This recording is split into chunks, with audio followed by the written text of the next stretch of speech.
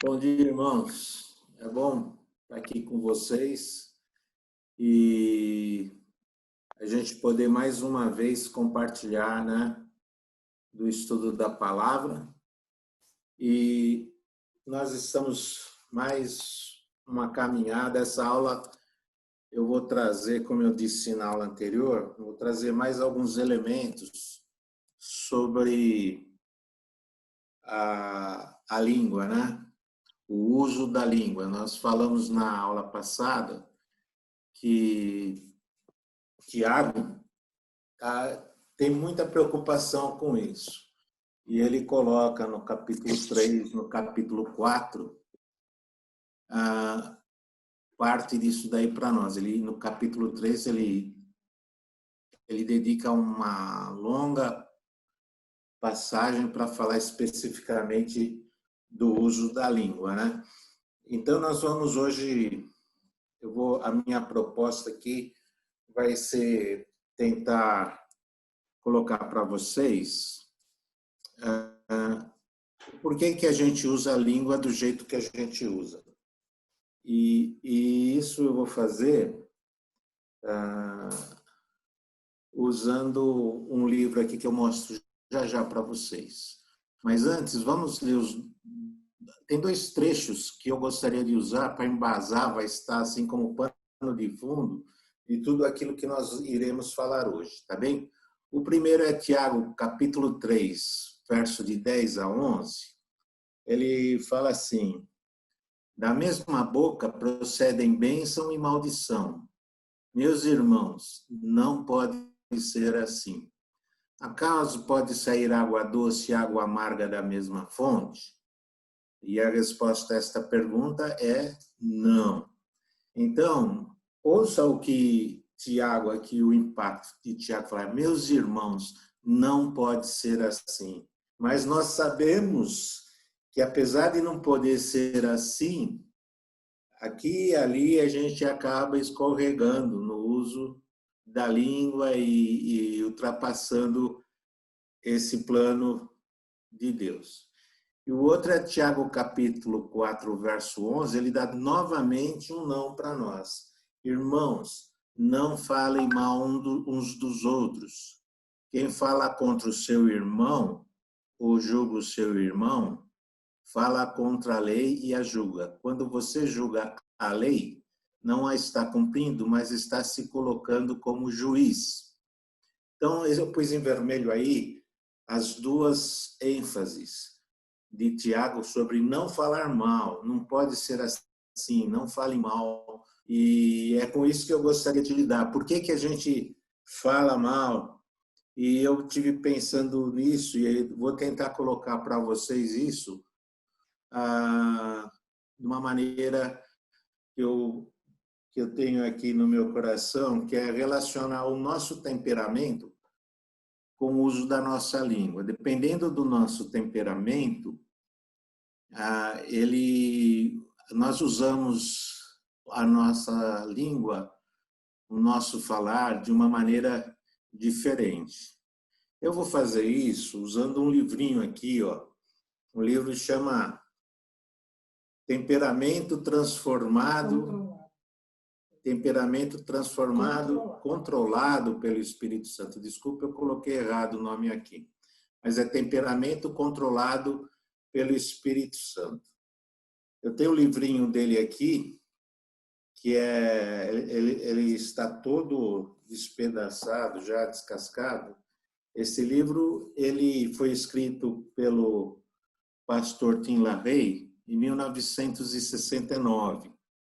E ele foi traduzido para o português em 1974 pela edição Loyola, que significa que é um livro que tem uma longevidade grande. Hoje ele já está na sua 35ª edição, para vocês terem uma ideia.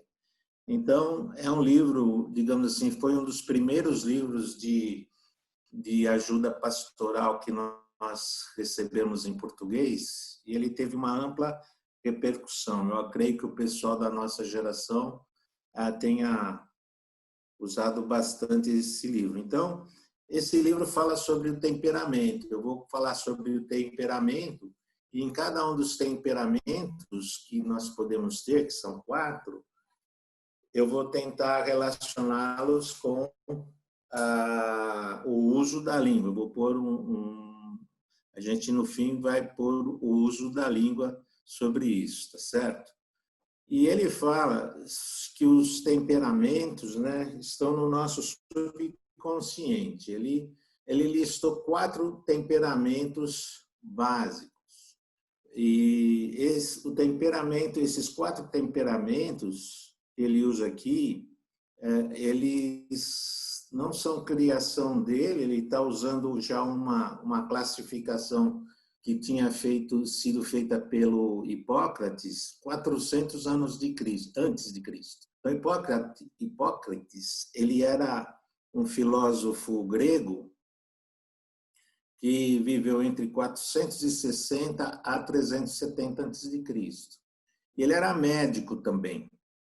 E ele tenta relacionar cada um dos temperamentos a líquidos, a fluidos que existem no organismo humano. Pois bem, esses 4 temperamentos que o Hipócrates usou, essa teoria dele, ela perdurou do ano 400 antes de Cristo, que foi quando ele vivia, até mais ou menos o ano 1800 da nossa época. Então você vê que essa teoria, ela viajou 2.200 anos. E depois começou a surgir a psicologia moderna, que classificava assim os indivíduos em introvertido e extrovertido, e outras classificações mais modernas. Contudo, existe uma ampla aceitação ainda desses 4 tipos de temperamento. Então, o Tim LaHaye, o pastor Tim LaHaye, preferiu usar essa classificação básica devido à popularidade dela ainda hoje em dia, tá certo? Não é o que existe de mais moderno, mas que é muito popular, tá certo? Então, ele fala dos seguintes tipos de temperamento. E todos esses tipos de temperamento,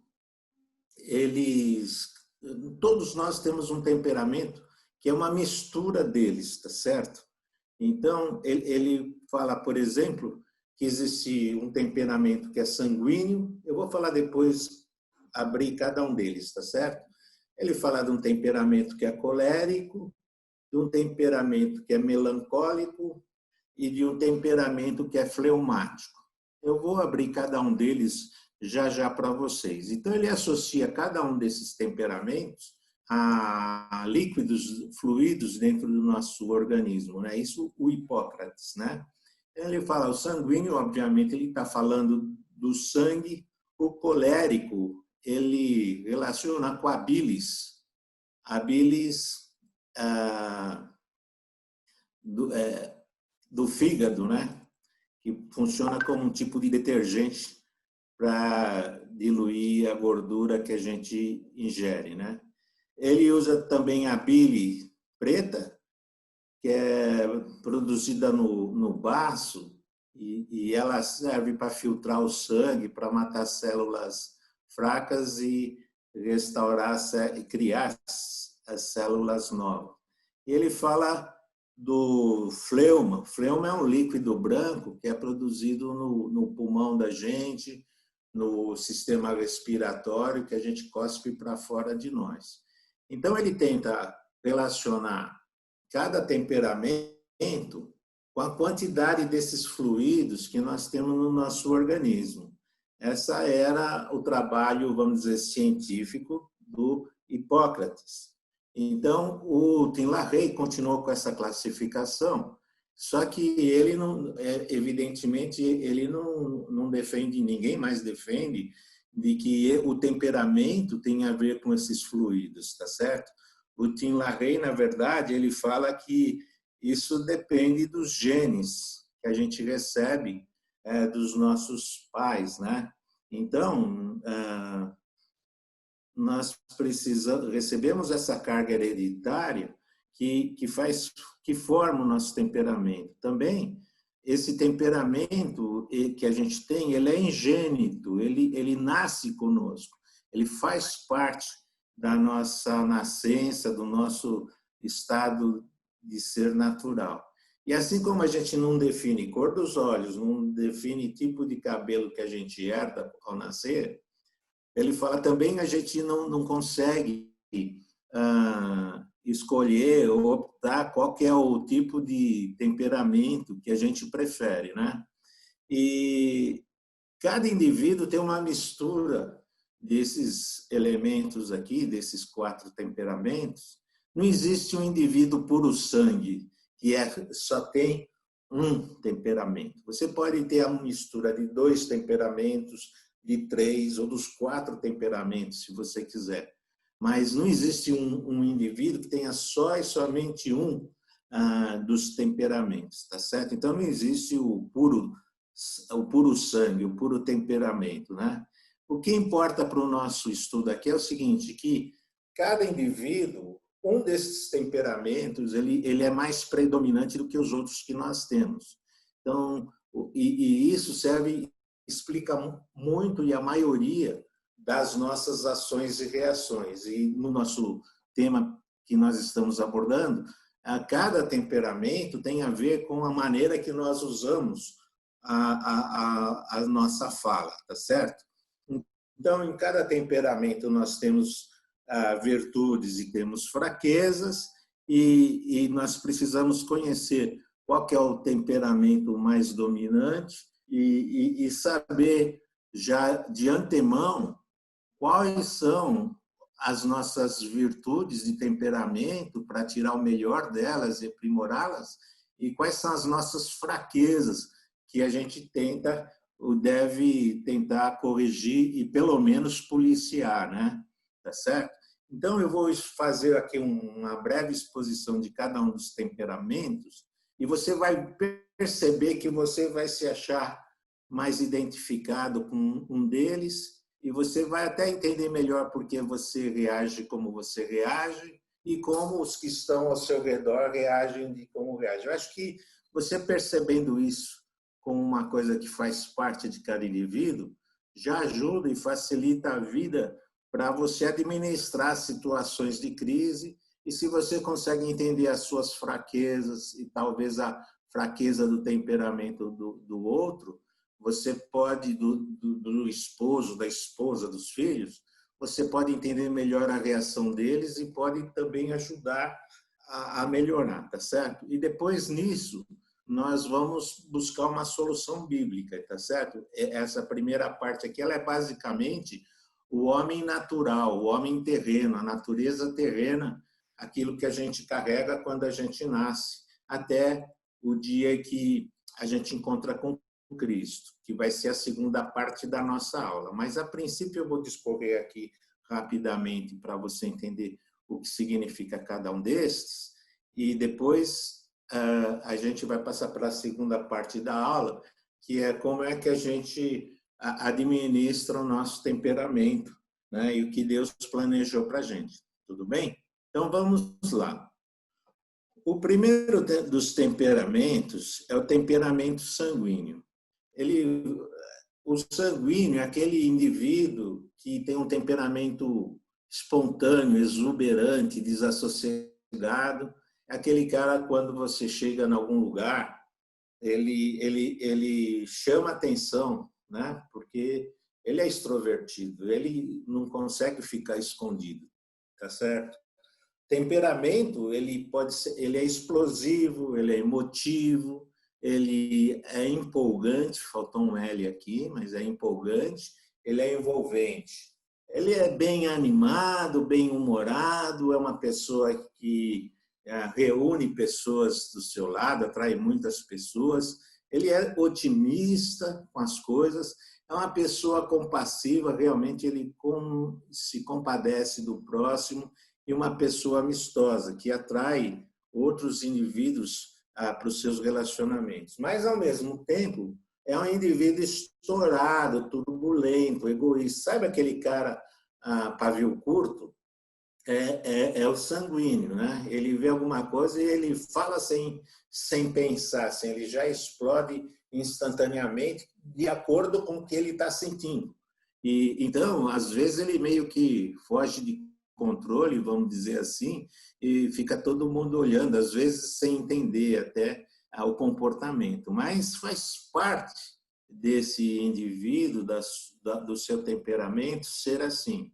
E ele também pode ser egoísta. Aliás, egoísmo é uma marca, é uma fraqueza que está em todos os temperamentos. Tem o egoísmo como um pano de fundo, assim, que todo o nosso ser, ele visa uma atividade egoísta em nós, que busca o nosso bem, e instável, né? Tem hora que está muito contente, tem hora que está muito tristonho.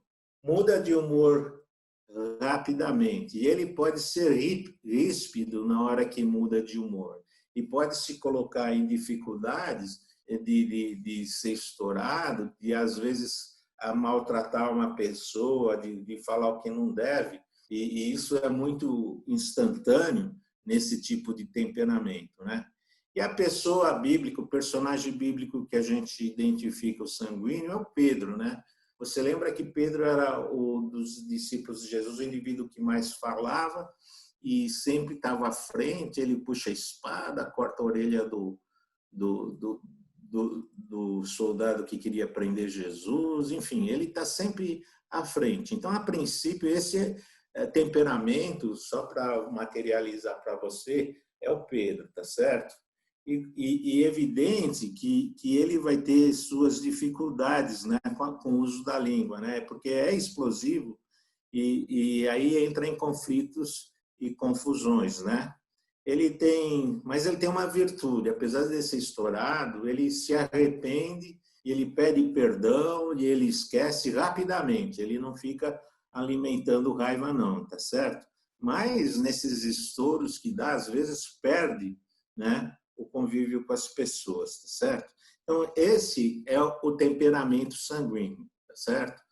Você já deve estar pensando no que você tem disso ou não tem, porque assim, cada temperamento, você vai ter uma predominância do temperamento, mas vai ter outros temperamentos ali subordinados a ele. Por exemplo, você pode ter 80% de sanguíneo e 10% de colérico.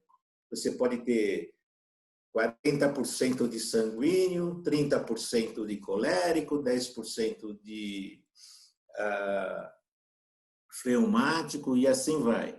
Então, você tem um pouco de cada um deles, mas tem um que predomina, né? Então, se você é um sanguíneo, você já viu aqui mais ou menos, você já se identificou, vamos dizer, com essa exposição aqui. O segundo é o colérico, né? Como eu disse, a palavra colérico, ela está embutida a raiva, né? Está embutida uma coisa negativa no nome, mas lembre-se que quem usou esse termo foi Hipócrates, 400 anos antes de Cristo, onde o mundo era totalmente diferente. Mas se fosse fazer uma versão revista e atualizada do termo, a gente poderia usar desses aí. Ele é um indivíduo energético, impetuoso, arrojado, intuitivo, ativista. São todas coisas que estão embutidos nesse termo colérico. Então, o colérico foi mantido, mas não é necessariamente ruim, né? Não é necessariamente negativo, mas é aquele indivíduo que ele é muito voluntarioso. Então, é um indivíduo autoconfiante, é um indivíduo autossuficiente, ele geralmente é um indivíduo que ocupa a liderança, ele é decidido, teimoso, determinado, ele põe o alvo dele, ele persegue o alvo dele, ele nunca desiste, ele é muito determinado, né? Prático, certo? Ele tem um perfil de liderança. Grandes líderes mundiais têm esse perfil aqui, porque os líderes em empresas também, porque ele é uma pessoa que tem uma visão, ele persegue, ele atropela, ele passa por cima de todo mundo para chegar no objetivo que ele tem, tá certo?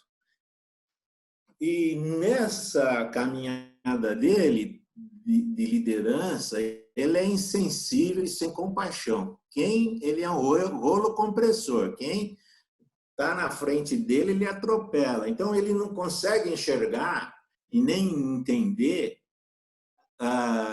as dificuldades das pessoas que estão ao seu redor e nem sentir compaixão. Ele não se condói com o sofrimento das pessoas, tá certo? E isso também vira um problema, tá certo? Porque ele não consegue se sensibilizar. Ele tem um espírito pioneiro e nunca desiste de um desafio. Você não muda ele de plano. Ele é agressivo, aqui já é um aspecto mais, digamos, fraco, né? Negativo. Ele é agressivo, é rancoroso e tem dificuldade em perdoar, tá? Então, é uma pessoa de difícil trato, é uma pessoa que é líder, que é muito focada e, por isso, ela tende a ser mais solitária e ter poucos amigos. E não é, ele não tem muita paciência também para ficar jogando conversa fora com os outros, tá bom? Ele é impaciente, cruel e sem empatia. É um indivíduo muito dentro de si, tá certo? E o personagem bíblico aqui, eu pus uns que me parece que são próximos, isso é João Batista, o Eliseu e o Paulo. João Batista, se você olha a figura do João Batista, ele é extremamente rigoroso no julgamento que ele faz do Herodes, das pessoas que vinham até ele para buscar ajuda, né?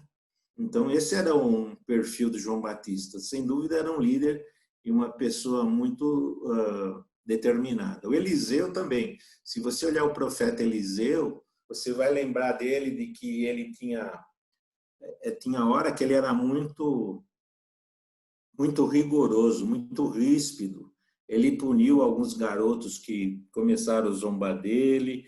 Ele era muito duro também. E Paulo tem isso às vezes. O Paulo, você vê que é aquele indivíduo que ele é determinado, ele tem uma visão, ele vai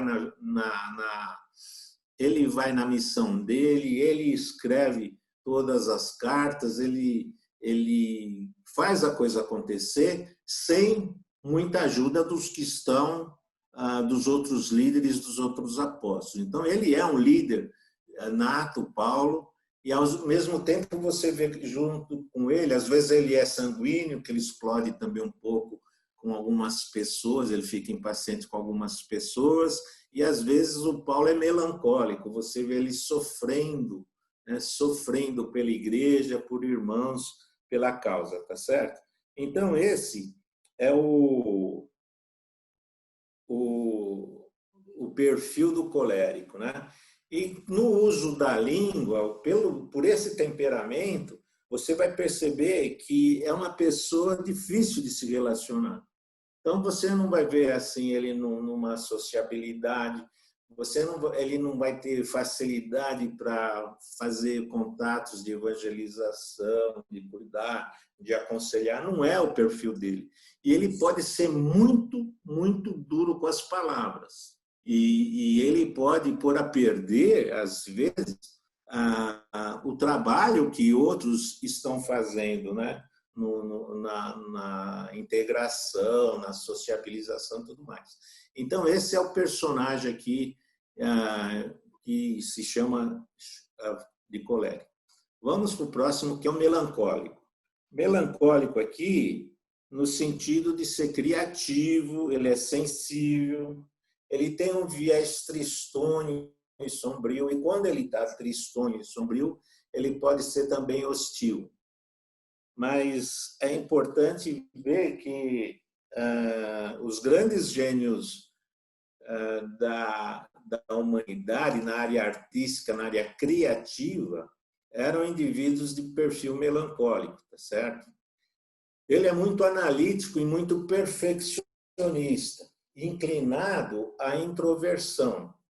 Então, ele analisa as coisas em detalhes, é perfeccionista em fazer qualquer tipo de obra, o que ele precisa fazer, e também, assim, por ser meio tristonho, é mais voltado para si mesmo, para dentro de si.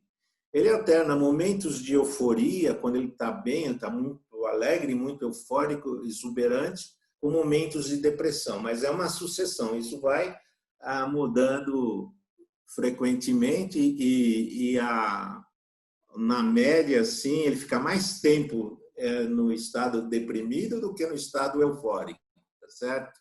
Ele é incansável, disposto a se sacrificar pelos outros. Trabalha, é uma pessoa muito dedicada ao trabalho e também disposto a se sacrificar pelo outro. Às vezes você não entende porque o melancólico se esforça tanto, mas está dentro dele, é a satisfação dele e ele está disponível por esse sacrifício. Ele é sensível, analista e perfeccionista. Eu já respondi isso lá em cima também. Mas é um amigo fiel e abnegado. É uma pessoa que quem tem um melancólico por amigo, ele não te abandona e ele te é fiel, ele caminha junto com você o tempo que for necessário. Mas é pessimista e propenso a suposições desfavoráveis. Quando você tem um projeto ou quando você tem um evento, tal, quem enxerga no planejamento, quem enxerga os defeitos é o melancólico. E quando ele está em determinadas situações, ele tem uma propensão para fazer suposições desfavoráveis. É negativo o olhar que dá sobre as coisas que estão acontecendo ao seu redor. É muito crítico, porque ele é perfeccionista, porque ele é analítico, ele se torna muito crítico. E às vezes fica difícil conviver com o melancólico por causa disso. E ele pode ser vingativo. Quando ele é ofendido ou desprezado por alguém, ele tem dificuldades de superar a ofensa, né? Ele guarda aquilo com ele. E por ser crítico, ele facilmente pode, aqui já é o uso da língua, né? Ele pode se tornar um murmurador, está o tempo todo murmurando, e ele é um crítico que prejudica relacionamentos. Então, o uso da língua que ele faz aqui, nesse sentido, ao mesmo tempo que é um amigo bom e pessoalmente ele se relaciona bem, ao mesmo tempo ele pode também sofrer com esse aspecto, né, de criticismo existente. Personagens bíblicos com essa ênfase melancólica, Moisés, o Elias, lembra o Elias lá, quando ele orou para o Senhor e disse que não estava sozinho, que não tinha ninguém, e que Deus não estava ajudando ele naquela situação. Deus disse, tem mais 7.000 aí com você. E o Jonas, nós acabamos de estudar Jonas, e você vê o Jonas o tempo todo no livro, indo para lá e para cá, e reclamando, e se queixando. E por quê? Porque ele tem esse viés melancólico no temperamento dele, tá bem? E, por fim, o fleumático, né? Também é uma palavra que a gente não usa muito no português, né? Mas o fleumático é aquele cara mais introspectivo, mais calculista, frio, que esconde melhor as suas emoções. Não é que ele não tenha as emoções, mas é que ele esconde as emoções. Você não vê ele num rompante de alegria, de extravasamento, e também você não vê ele chorando, se alimentando. Ele tem essas sensações, mas o fato é que, pelo temperamento dele, ele as esconde. Ele é muito calmo, autocontrolado e bem-humorado. Então, é uma pessoa assim, bem estável em termos de temperamento. Se você olhar que o sanguíneo é explosivo, se você olhar que o colérico ele é um trator estourado e que vai. Se você olhar que o melancólico tem uma tendência para a tristeza, para a depressão, o fleumático não tem essas grandes variações, ele é mais calmo, mais controlado. E é um indivíduo bem-humorado. Ele brinca muito e, e faz muita brincadeira com os outros, mas, no fundo, ele esconde os seus sentimentos, né? E não se altera. É um cara que, na pressão, na crise, na hora de estar todo mundo desequilibrado por acontecimentos e eventos, ele está ali na calma, na tranquilidade dele, tentando encarar as coisas de uma maneira racional. Ele, por ser muito racional, ele é digno de confiança. Ele é acessível, ele é um bom conselheiro. É uma pessoa que se dá bem, porque ele pode ajudar as pessoas. Ele consegue fazer um julgamento frio e consegue ser uma pessoa agradável e, por isso, tem bons relacionamentos. Sempre tem gente em torno dele. Ele é prático, uma pessoa que olha para a parte prática. Tem um problema, ele olha, bom, o que eu posso fazer aqui? Não fica chorando, não fica brigando, mas o que pode ser feito nessa situação? Ele é eficiente, trabalha seus projetos, seu trabalho, sua profissão sempre com eficiência e também é um amigo fiel, certo? Mas ele tem como defeito que ele é moroso, indeciso e não se envolve em projetos alheios, tá certo? É uma pessoa assim, meio de freio de mão puxado, tá certo? E às vezes ele demonstra indecisão. E ele, assim, no projeto dos outros, ele não é muito de se ele não se deixa levar pela empolgação dos outros. Ele procura caminhar com as próprias pernas. Então, ele não se envolve muito no projeto alheio. E a pessoa, ele é provocador, o que é uma coisa ruim, né? Ele é bem-humorado, ele gosta de brincar e de zombar das pessoas e de colocar as pessoas numa situação de dificuldade. E ele é muito provocador, ele provoca o sanguíneo, ele provoca o colérico, ele provoca um melancólico, pela simples razão, com bom humor, pela simples razão de, de tirá-los do sério, né? Mas é espirituoso, é brincalhão, e o problema dele é ser provocativo em demasia, tá certo?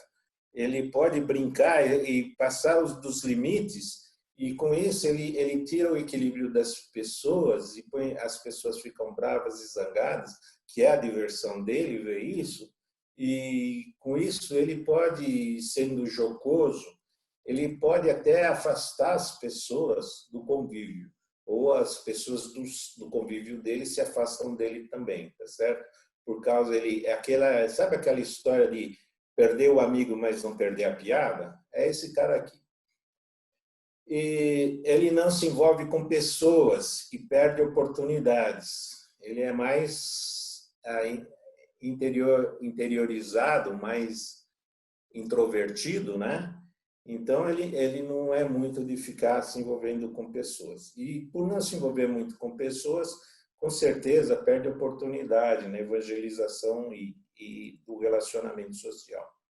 A figura, eu não coloquei aqui, a figura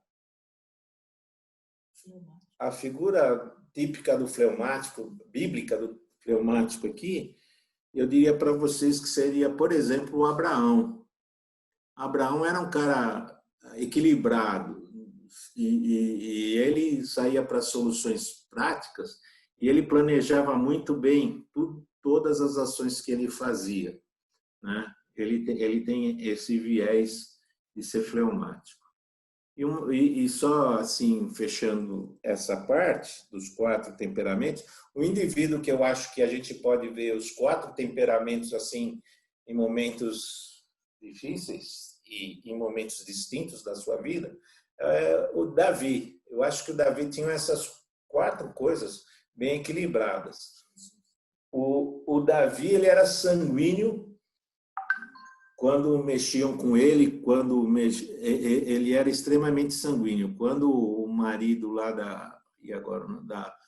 como é que chama? Não da outra lá. Não é da Batseba, o marido da Sunamita, como é que era o nome dela? Abigail? Da Abigail, né? O marido dela negou para ele alimento, né? Ele ficou muito zangado e prometeu que ia matá-lo. E depois teve a intervenção da Abigail. Ele também se mostra colérico, ele era um cara de muita luta, ele brigava muito. Ele foi o maior vencedor de batalhas de Israel. Foi quem tirou todos os palestinos do calcanhar de Israel e estabeleceu Israel no seu território. Então ele era uma pessoa assim muito focada nos alvos que queria, mas ao mesmo tempo também ele tem uma parte dele muito importante, aliás, que é a sua parte melancólica, que é a sua parte de poeta. E quando ele pecou ali, você pega o Salmo 51 como exemplo, como ele está quebrantado e ele expressa aquilo de uma maneira impressionante, tá certo? E ele, mais no fim da vida, também mostrou que era fleumático, porque ele já estava velhinho e foi ele que planejou toda a construção do templo. Ele providenciou local, ele providenciou material e tudo. Ele não construiu, mas ele deixou tudo pronto para o Salomão continuar a obra dele. Então, me parece que o Davi tinha um equilíbrio assim nesses 4 tipos de temperamentos. E é claro que Jesus, sendo o ser perfeito, né, só ele vai ter, e a gente pode identificar alguns comportamentos dele aí também. Mas eu queria dizer para você isso. Você já percebeu que algumas coisas que eu falei aqui, que você se identificou mais com uma do que com outra, ou mais com umas do que com outras? Que cada um de nós temos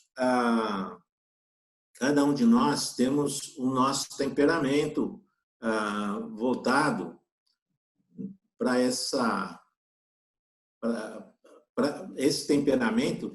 Ele afeta a nossa língua, tá certo? É isso que eu queria dizer para vocês. Então, eu vou dar um break aqui na minha exposição. Deixa eu ver o que eu fiz aqui, se eu consigo agora. Eu não sei o que eu fiz.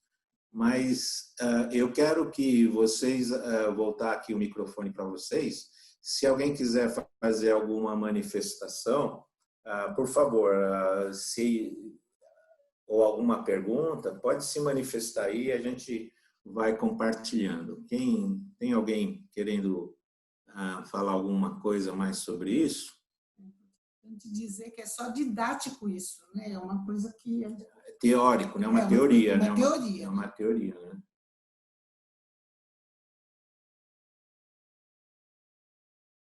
Acho que eu não, eu estou sem. Não, mas ele não abre aqui. Eu estou com dificuldade de me.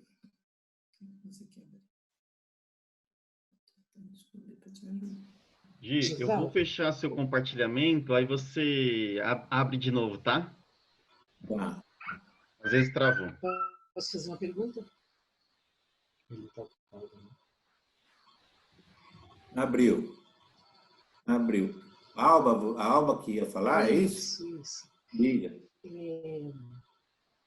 Você acha que também com o passar do tempo a gente pode ter mais ou menos de um desses temperamentos? Por exemplo, eu sinto que quando eu era adolescente ou criança, eu era muito mais extrovertida do que eu sou hoje. Eu era muito mais sanguínea, digamos assim, né? Com certeza, eu creio assim, a vida, os eventos que vão se sobrepondo na nossa vida, vão mudando muitas das nossas características, né? Então, nós precisamos perceber que a vida também nos educa, né? A sociedade também nos educa, né? Se você for um cara explosivo, um sanguíneo, fortemente sanguíneo, você vai enfrentar muita retaliação na vida. Mas cada pancada que você leva, você vai considerando se você deve transformar um pouco ou conter mais o seu temperamento, tá certo? Então, isso vai nos 4 temperamentos e as experiências da vida, a sociedade também, né? Nós temos as ocorrências da nossa vida que acabam também alcançando o nosso temperamento, sem dúvidas, né? E com certeza, quando a gente vai chegando mais para o fim da vida, eu diria que muito da nossa energia, seja qual for o temperamento, muito da nossa energia já está se esvaindo, né? Então, a gente diminui a energia que a gente põe na nossa personalidade. A Bíblia fala que o idoso é sábio, né? A Bíblia fala que o idoso é sábio. Então, é porque ele vai, à medida que ele vai caminhando, eu entendo assim, à medida que ele vai caminhando, né? E as circunstâncias da vida são usadas por Deus para nos moldar, né? Deus permite que as coisas aconteçam na nossa vida justamente para nos afiar, né? Para nos botar nos trilhos e nos moldar. Então, cada coisa, eu entendo assim, que cada coisa que acontece na nossa vida é porque Deus está moldando a nossa vida e está nos fazendo mais sábios. Por isso o idoso no Velho Testamento, ele é tratado, né, de uma maneira muito especial como aquele que tem a sabedoria, né, o ancião. Quanto mais velho a gente vai ficando, menos bocuda a gente vai ficando, é verdade. Eu acho também que cada experiência que a gente experimenta na vida contrária, que confronta ao nosso temperamento, também vai nos dando elemento para a gente se amoldar, para a gente se ajustar mais, nesse caso aqui, socialmente falando, tá certo?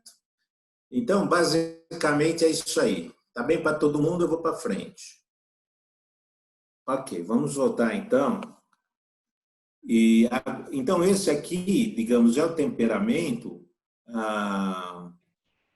Essas 4 posturas básicas, elas são do homem natural, né? Da natureza, faz parte da nossa natureza terrena. E eles são inatos em nós. Nós nascemos com ele e não temos a escolha sobre. Mas nenhum deles é melhor ou pior que o outro. Cada um deles tem suas virtudes e suas fraquezas, né? E a gente não consegue mudar grande coisa daquilo que é o nosso temperamento inato, daquilo que é o nosso temperamento de nascimento, da nossa herança. Mas é aí que entra todo o plano de Deus, né? Que Deus, ele não extingue o nosso temperamento, mas ele nos... Então, nós temos essa natureza divina, Deus vai nos dar uma natureza divina. Nós temos uma natureza terrena com a qual nós nascemos, que ela não é extinta, mas ela pode ser transformada na natureza divina. Deus dá um novo começo para a gente. Então, nós vamos ter as 2 situações aqui. Aquilo que a gente carrega de nascimento e de bagagem hereditária e a interferência, a presença de Deus naquilo que nós vamos fazer, né? Eu achei muito interessante hoje o culto, quem assistiu o culto, o pastor vai dar uma série sobre o Espírito Santo, e eu jamais pude imaginar que o pastor ia fazer isso, e o nosso assunto agora é o temperamento transformado pelo Espírito Santo. Então, em linha, quer dizer, como Deus está dizendo para a gente assim, vocês têm que lidar mais com o Espírito Santo aí na igreja. Esse é o recado que a gente tem que levar para casa hoje, tá certo? Então, vamos ver, assim, como é que a nossa natureza terrena, ela se transforma, e o que a Bíblia diz sobre isso, tá certo? Então, a Bíblia diz assim, olha, o Espírito que inicialmente nos renova e regenera, dando-nos uma nova natureza, continua depois de morando em nós. Então, o Espírito renova, regenera. E o texto é: Jesus respondeu: digo-lhes a verdade, ninguém pode entrar no reino de Deus se não nascer da água e do Espírito. O que nasce da carne é carne, mas o que nasce do Espírito é Espírito. Não se surpreenda pelo fato de eu ter dito: é necessário que vocês nasçam de novo. Então, você vai nascer de novo. É nascer do Espírito, é uma nova natureza. Jesus é o segundo Adão. Existe uma natureza que é a natureza divina. E nós vamos ser convivendo dentro de nós, a partir da nossa conversão, as duas naturezas, tá certo? Mais um texto. Seu divino poder nos deu todas as coisas de que necessitamos para a vida e para a piedade, por meio do pleno conhecimento daquele que nos chamou para a sua própria glória e virtude. Por intermédio destas virtudes de glória, dessas promessas, por intermédio destas promessas, né, ele nos deu as suas grandiosas e preciosas promessas, dessas virtudes, desculpe, eu estou bagunçando aqui, para que por elas vocês se tornassem participantes da natureza divina, e fugissem da corrupção que há no mundo causado pela cobiça. E esse trecho aqui também, ó. Entretanto, vocês não estão sob o domínio da carne, mas do Espírito, se de fato o Espírito de Deus habita em vocês. E se alguém não tem o Espírito de Cristo, olha que impressionante, se alguém não tem o Espírito de Cristo, não pertence a Cristo, não tem a natureza divina.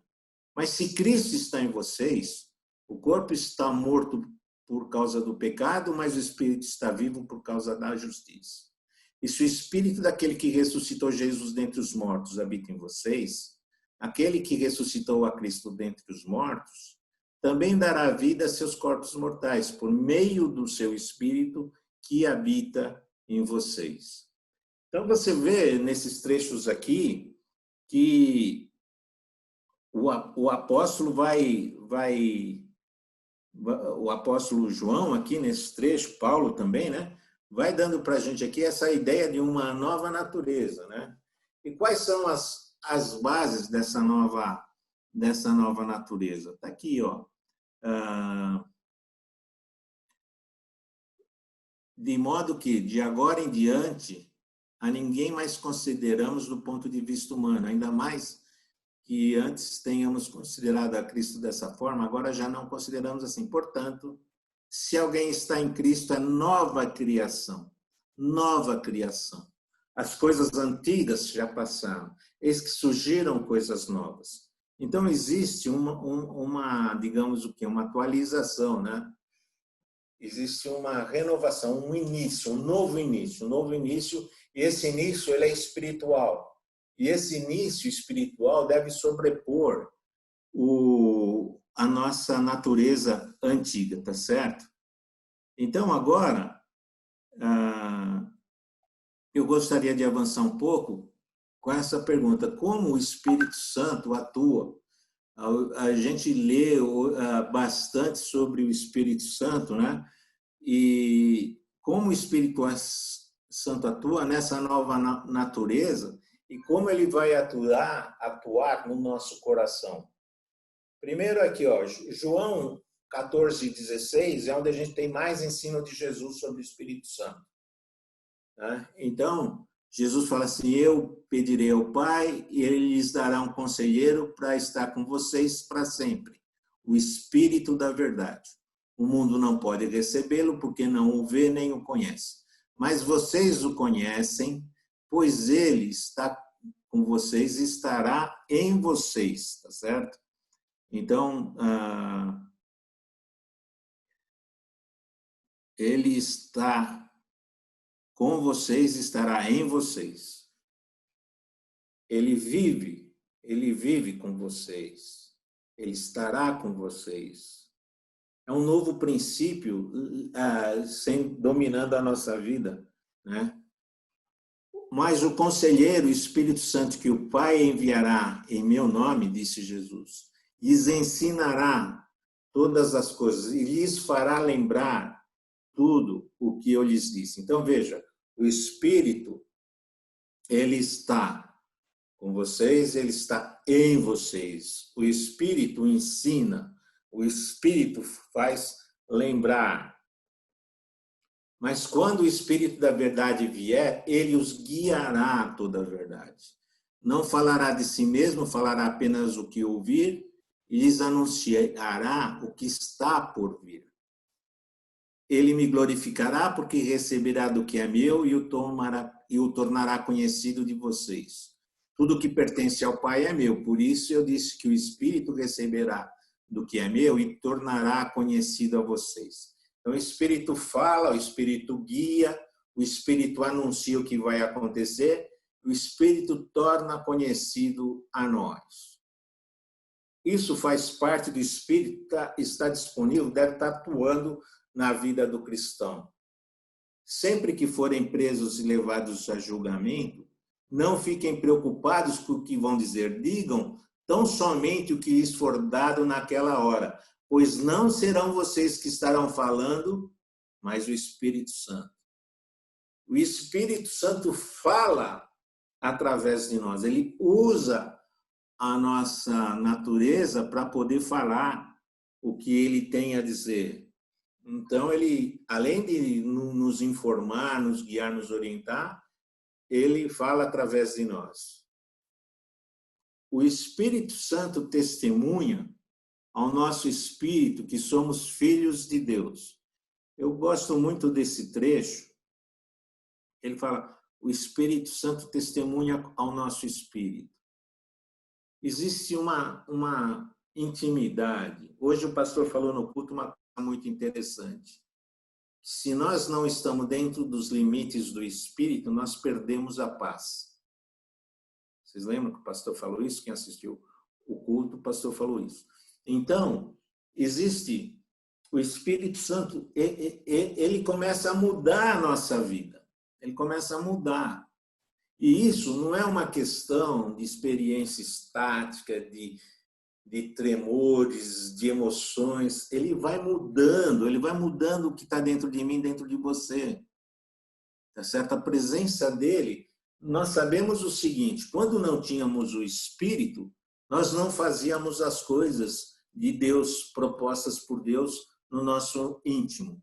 Mas a presença do Espírito Santo testemunha com o nosso espírito. Existe aqui uma comunicação direta entre o Espírito do Senhor com o meu espírito humano sobre as coisas que Deus espera que eu seja, que eu faça, tá certo? Então, existe um conflito. Existe um conflito de duas naturezas. Nós não podemos negar isso. A gente não pode dizer que o Espírito Santo, que o temperamento, que a natureza humana desapareça, ela está presente em nós, mas nós temos também um outro princípio operando, que equilibra as coisas entre a natureza humana, a natureza pecaminosa, a carne, e a natureza do Espírito, a nova natureza no Espírito, tá certo? Diz assim, Gálatas, por isso vivam pelo Espírito e de modo nenhum satisfarão os desejos da carne, pois a carne deseja o que... Olha aqui o conflito. Pois a carne deseja o que é contrário ao Espírito, e o Espírito que é contrário à carne. Eles estão em conflito um com o outro, de modo que vocês não fazem o que desejam. Nossa, olha o conflito aí. As duas coisas, a natureza terrena, a natureza divina, estão dentro de nós. A carne e o espírito estão disputando espaço dentro de nós. Olha que impressionante.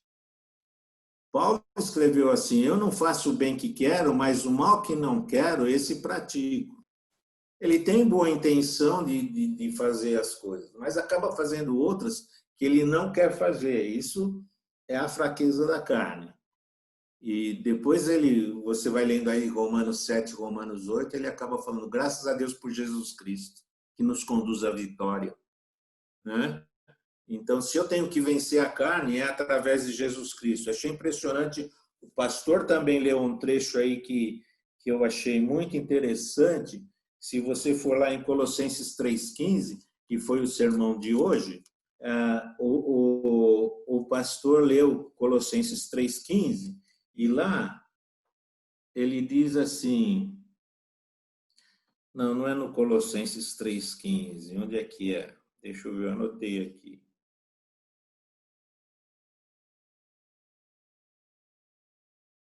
É no... Capítulo 2. 9, é o 9. É o 9. 3:9. Não é? Deixa eu ver. Então, não sei se... Não foi aí. O pastor é no verso... Capítulo 2 de Colossenses. É 2, eu marquei 3. Quem disse que é capítulo 3? É 2. Então, ele fala aqui no 9, ó, vocês, pois em Cristo, habita corporalmente toda a plenitude da divindade. Colossenses 2:9. Habita corporalmente toda a plenitude da divindade. E, por estarem nele, que é o cabeça de todo poder e autoridade, vocês receberam a plenitude. Então, a plenitude que vem, o Espírito que Deus coloca em nós, é que não consegue nos dar a vitória sobre a nossa natureza terrena e caída, tá certo? Então, o que nós vamos fazer com esse conflito? Veja bem, nós temos a carne e o espírito. Sobre a presença da carne em nós, nós temos que rejeitar a velha natureza. Rejeitar a velha natureza, tá certo? Os que pertencem a Cristo Jesus crucificaram a carne com as suas paixões e os seus desejos. Então, crucificar a carne, rejeitar, não dar vazão, não dar valor, não aceitar os clamores, os apelos da carne. Rejeitar a velha natureza é dolorosa. A crucificação, ela dói. É um dos tipos de tortura mais dolorosos, vocês sabem disso, vocês ouvem isso frequentemente na igreja. Então, crucificar a velha natureza é um procedimento doloroso e demorado, né? Mas é uma rejeição decisiva. A gente precisa se posicionar sobre os apelos da carne, da natureza caída no nosso ser, tá certo? E com relação ao espírito, tem duas coisas. 5:18 de Gálatas fala para nós sermos guiados pelo Espírito e andarmos no Espírito. No 5:25. Se vivemos pelo Espírito, andemos também pelo Espírito. Aqui tem o sermão do pastor e os que ele vem a falar conosco futuramente. Andar no Espírito. Eu achei interessante que nesse andar no Espírito, né, o ser guiado pelo Espírito é ouvir orientações do Espírito, mas andar no Espírito, esse andar aqui,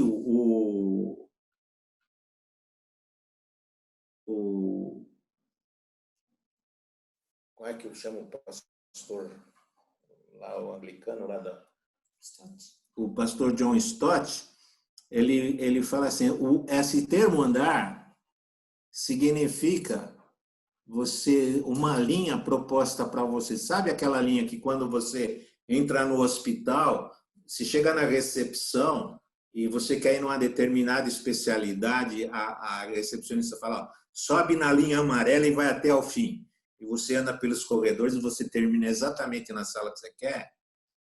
O andar no Espírito aqui, esse termo usado aqui em Gálatas 5:25, o John Stott fala, é isso aí, o Espírito Santo tem um caminho certinho para você.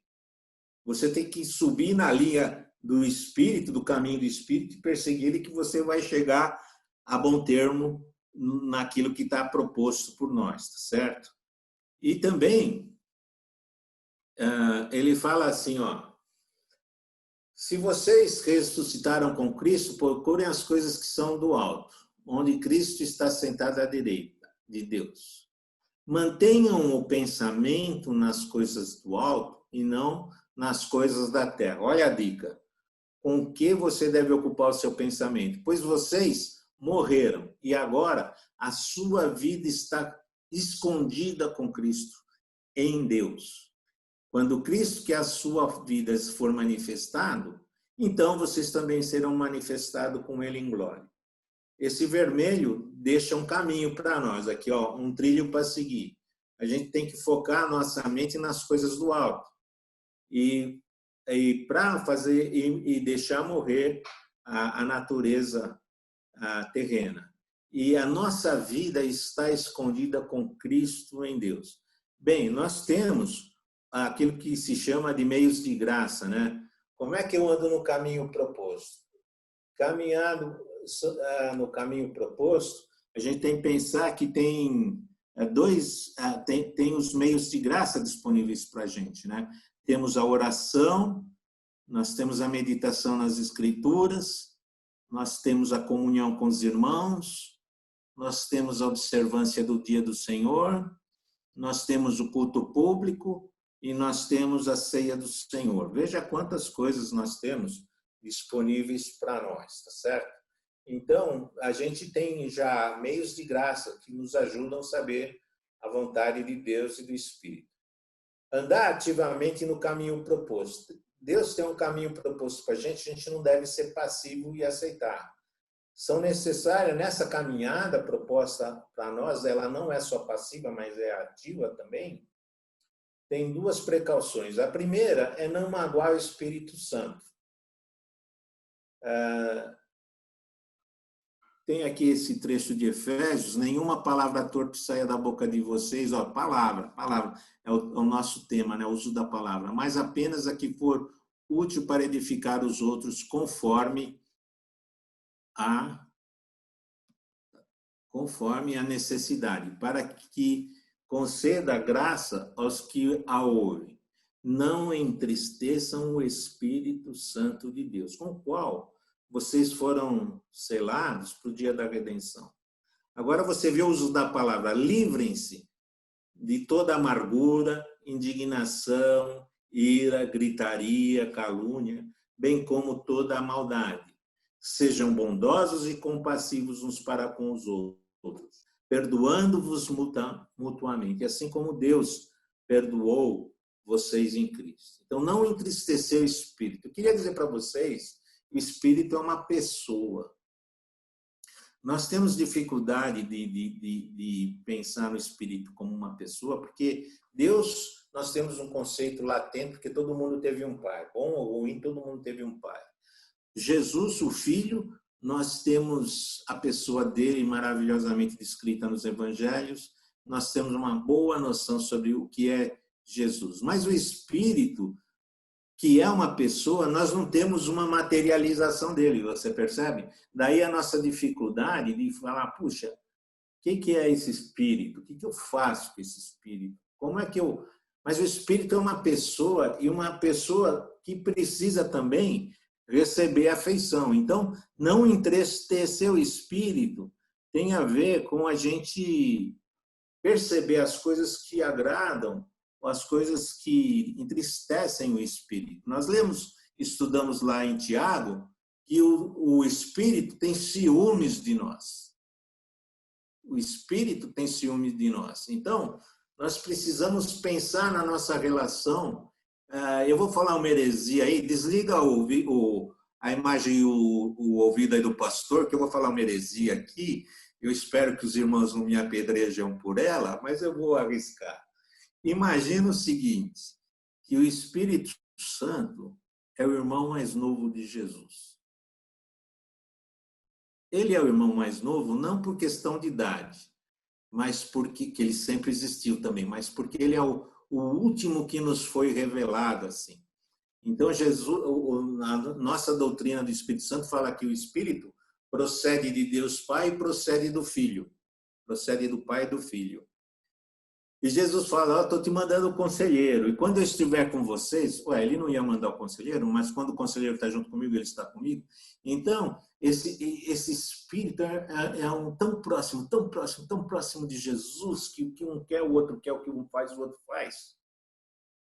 E eu devo agradar, eu devo mostrar afeição para o Espírito, não só tratar ele como uma entidade espiritual da qual não tem um relacionamento sentimental com ele. E aqui ele fala, não entristeçam o Espírito Santo. E a maneira de entristecer, ele dá aqui essa lista toda de mau uso da língua, né? Amargura, indignação, ira, gritaria, calúnia, maldade. Então, o uso da língua tem muito a ver com entristecer o Espírito Santo, né? E fala também aqui de não sair palavra torpe, apenas a que possa edificar. Enfim, nós temos aqui um caminho já que nos é proposto. A segunda coisa é não anular o Espírito.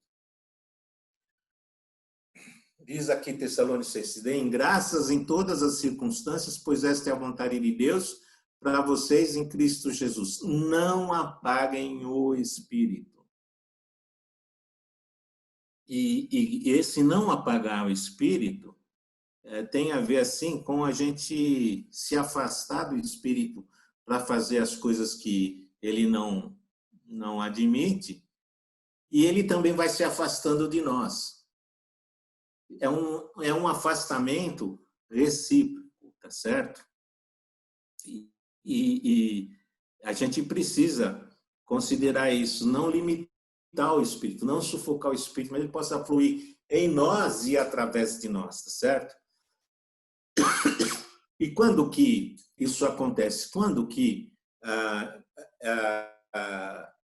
como que eu reparo essa situação? Digamos que eu estou anulando o Espírito.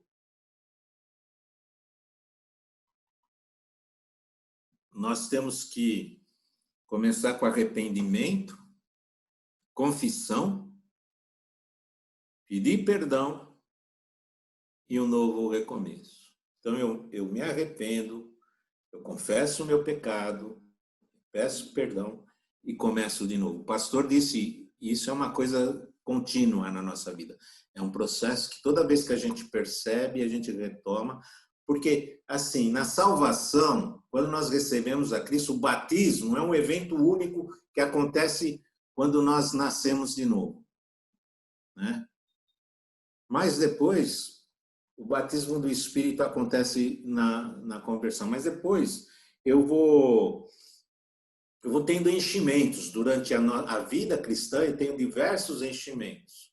E o enchimento acontece toda vez que eu recorro, que eu busco a Ele, tá certo? E a plenitude do Espírito Santo está disponível para todo cristão. Olha esse verso, não se embriaguem com vinho, que leva à libertinagem, mas deixem-se encher pelo Espírito. Deixe-se encher. O Espírito Santo pretende encher, mas nós podemos resistir ao Espírito, nós podemos nos afastar do Espírito, mas seja receptivo para o Espírito encher a tua vida, tá certo? Ok, não se assuste com o número 9, mas o temperamento pleno do Espírito, a presença do Espírito dentro de nós, ela produz as seguintes marcas. O fruto do Espírito é amor, alegria, paz, paciência, que também é longanimidade, amabilidade, que também é delicadeza, bondade, que é generosidade, fidelidade, mansidão, que é docilidade, e domínio próprio, que é temperança. Contra estas coisas, não há lei. Esse é o fruto do Espírito, né? Então, veja, essas condições que o Espírito produz na nossa vida, como elas têm a ver com as nossas palavras, com o uso das nossas palavras. Você não pode falar amor sendo desagradável. Você não pode demonstrar alegria sendo tristonho ou agressivo. Você não pode mostrar paz se você beligerando. Você não pode ter paciência sendo pavio curto. Você não pode mostrar habilidade sendo indelicado. Você, enfim, você tem aqui uma lista e tudo isso passa, mansidão, a fé, a bondade, tudo isso passa pelo uso da nossa língua, meus irmãos. Então, se eu tenho, o meu temperamento pode estar, e nós lemos aqui, ele pode ser pleno do Espírito, para ele ser pleno do Espírito, ele tem que estar produzindo essas coisas. Como eu disse, o Espírito Santo ele comunica gentilmente estas coisas para a gente. Não fica esperando ter uma experiência estática, ou falar em línguas, ou ter uma visão, ou se chacoalhar para receber essas coisas. Essas coisas vão passando no dia a dia. Gentilmente isso vai tomando conta da sua natureza e isso vai domesticando o seu temperamento e o Espírito Santo vai tirar as coisas ruins que nós trazemos pela nossa natureza pecaminosa. Como ficar pleno do Espírito? Rapidinho. Um autoexame. Texto que a gente lê todo domingo de ceia. Examine-se, pois, o homem a si mesmo. Examine-se. Olhe para dentro de si. Tem alguma coisa de errado? Segundo passo, confesse. Se afirmamos que estamos sem pecado, enganamos-nos a nós mesmos e a verdade não está em nós. Se confessarmos nossos pecados, ele é fiel e justo para nos perdoar os nossos pecados e nos purificar de toda injustiça. Então nós pecamos sim, se nós confessarmos, é a saída para retomar o Espírito Santo em nós. Submeta-se completamente a Deus. Romanos, da mesma forma, considerem-se mortos para o pecado e vivos para Deus em Cristo Jesus. Não permitam que o pecado continue dominando seus corpos mortais. Não permitam, fazendo que vocês obedeçam os seus desejos. Não ofereçam os membros dos seus corpos ao pecado, mas como instrumentos de injustiça. Antes, ofereçam-se a Deus como quem voltou da morte para a vida e ofereçam os membros dos seus corpos a eles como instrumento de injustiça. É uma questão de oferta, é uma questão de onde nós colocamos à disposição o nosso ser. Se vai ser para o pecado ou se vai ser para Deus. Tá certo? Eu tinha um trecho aqui que eu não captei aqui. Lucas 11:13. Esse trecho, eu achei esse trecho incrível, gente. Eu não lembro dele, não lembrava dele. E nesse estudo aqui eu cruzei com ele novamente, né? Que diz assim, que fala, se apesar de serem maus, vocês dão coisas boas aos seus filhos, quanto mais... É Lucas 11. Lucas 11:13. Eu estou olhando no outro lugar, né? Tá aqui, ó. 11. Eu estava invertido, estava lendo no 13, 11. É 11:13. Se vocês, apesar de serem maus, sabem dar boas coisas aos seus filhos, quanto mais o Pai que está nos céus dará o Espírito Santo a quem o pedir. O quê? O Pai dará o Espírito Santo a quem o pedir. Você quer se encher do Espírito Santo? Ser pleno do Espírito? O Pai dará o Espírito Santo a quem o pedir. Tá certo? Essa é a grande lição, né, que nós precisamos ter em prática. Bom, então, caminhando para o encerramento, a conclusão aqui, vamos arrematar o que nós dissemos. Ó. Água doce e água amarga não saem da mesma fonte, não foi o que o Tiago disse? Bênção e maldição não podem sair da mesma boca. Irmãos, não pode ser assim, diz Tiago. Irmãos, não falem mal um dos outros. Meu temperamento, sou assim. Não. o teu temperamento, você tem a desculpa de falar do seu temperamento até o dia que você se converte. No momento que você se converte, você recebe o Espírito Santo, você deve ser controlado pelo Espírito Santo. O Espírito Santo não vai te incentivar a fazer mau uso da sua língua. É um pecado. Então, seja qual for o seu temperamento, se você pecou, arrependa-se, confesse, peça perdão, restabeleça a sua comunhão.